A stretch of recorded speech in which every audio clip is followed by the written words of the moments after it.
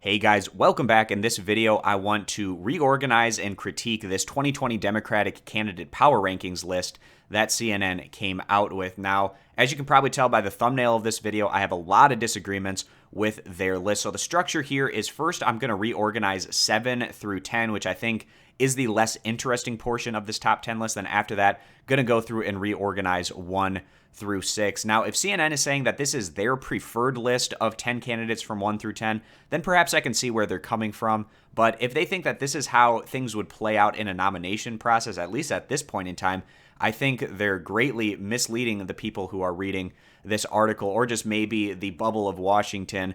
This is how they're thinking things would play out, where that might not actually be the case with the Democratic primary voter. So again, going to reorganize this and give my reasons as to why I have some disagreements. So starting off with 7 through 10, at number 7, I would put Sherrod Brown up 1 spot from number 8.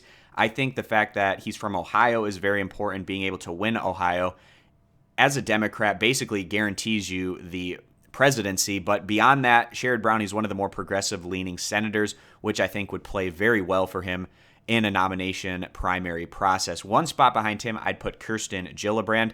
I think she's done more to ingratiate herself with the left-leaning side of the Democratic Party over the last couple years in comparison to another Democratic Senator, Amy Klobuchar, who I would put at number 9 on this list. And then to wrap things up at number 10, I would put Julian Castro. He's just too much of an unknown commodity at this point. Obviously, he has almost no name recognition. What could help him is the Hispanic base of the Democratic Party. But until we get more policy specifics about Julian Castro or just learn about him more in general, I have a hard time pushing him up any higher than even number 10 on this list. I'm kind of surprised that he's even in the top 10 at this point. So just to recap it here, 7 Sherrod Brown, 8 Kirsten Gillibrand, 9 Amy Klobuchar, and 10 Julian Castro. So now the more interesting part of the list, number 1 through 6, I have some pretty significant disagreements with. So what are the most important characteristics of a candidate to have success in a primary process? You have to have, obviously, first and foremost, overwhelming name recognition clearly helps. But beyond that,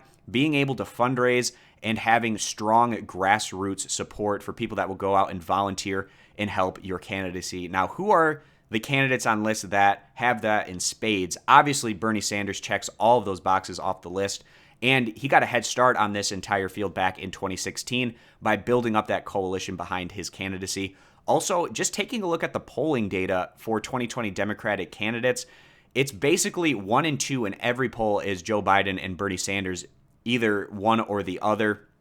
More recently, we did get a poll from MoveOn that actually had Beto O'Rourke just slightly above Joe Biden and Sanders. But again, in pretty much every poll I've seen, it's pretty much either been Bernie Sanders or Joe Biden at number 1 or 2 on the list. So that's also something to keep in mind when organizing how things might play out, actually using empirical evidence as just to what you would want to actually happen. So number 1, I'd put Bernie Sanders. Number 2, Joe Biden. Now, Joe Biden, he also has that overwhelming name recognition, which helps him in the polls. And another thing in his camp for the positive is he was 8 years vice president under what's viewed as a pretty popular president in Barack Obama.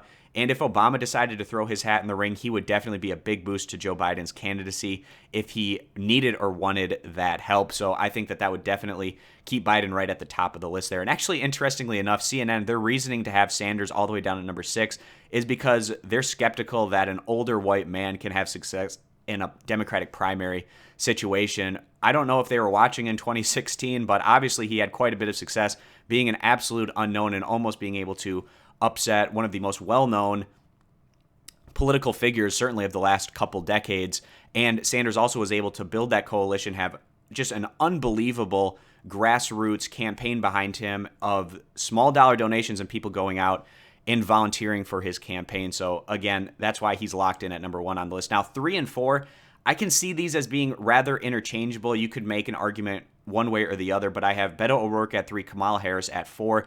The reason I have O'Rourke 1 spot higher than Harris is because of that recent MoveOn poll that came out that showed him at the top of the list of all these candidates. But beyond that, he did a much better job of getting his name out there, obviously, over the past year in his candidacy running up to his Texas Senate race against Ted Cruz. So I just think there's a lot more awareness about Beto O'Rourke as a possible candidate than Kamala Harris, which is why I slot him 1 spot higher than Harris in this top 10 poll. And then I put Harris at number 4.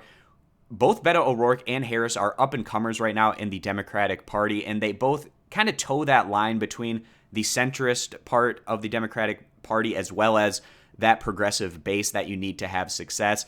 And I think Harris, if she decided to run, would definitely get a big helping hand from corporate media. As you can see here, CNN already giving her a big hand up by putting her number one on their candidate power rankings list. So I think that she would be able to have the megaphone needed to get her name out there and have success in terms of trying to push her way into the upper tier of this list. And now 5 and 6, between Elizabeth Warren and Cory Booker, I'd put Warren staying at number 5, and then I would put Cory Booker down to number 6. Now, in terms of who are the most progressive candidates on this list, you'd put Bernie Sanders and Elizabeth Warren at 1 and 2. So Warren's definitely going to be able to get a chunk of that progressive side of the Democratic Party, especially progressive women. But she just doesn't have even close to the name recognition of Bernie Sanders, as well as all of those other factors that I pointed out earlier, with Sanders already built in email list that he was able to build in 2016, and the fact that he's proven he can do overwhelming amounts of fundraising through small dollar donations that we haven't seen Elizabeth Warren be able to do. So that's why I would put her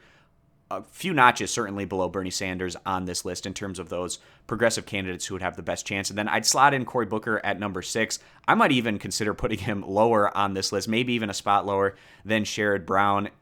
He's definitely a darling of the corporate centrist side of the Democratic Party. He's taken a lot of corporate cash through his career. I think that greatly hurts him. He's also tried to do kind of like what Kirsten Gillibrand and Kamala Harris have been doing with ingratiating their policy positions in alignment with a lot of the things that were popular during Bernie Sanders' candidacy in 2016. So that perhaps gives him a chance to try to win over some of those voters. But I don't know if it's just me. Whenever I hear Cory Booker talk, he kind of comes off as a bit disingenuous. I'm not sure if that's just me or if other people also feel that. I think that having that type of speak can hurt you, obviously going through a nomination and primary process. So to recap my top 10 list, how I would reorder things from CNN's power rankings: number 1, Bernie Sanders; number 2, Joe Biden; number 3, Beto O'Rourke; number 4, Kamala Harris; number 5, Elizabeth Warren; number 6, Cory Booker; number 7, Sherrod Brown; number 8, Kirsten Gillibrand; number 9, Amy Klobuchar; and then wrapping out the top 10 would be Julian Castro. So that's going to wrap up this video, guys. I'd actually be really interested to see how you guys would reorder this top 10 list. And if you'd like to do that and post it down in the comments section, I'd love to read what you'd have to say. Consider subscribing for more, and I hope to see you guys back here for future videos.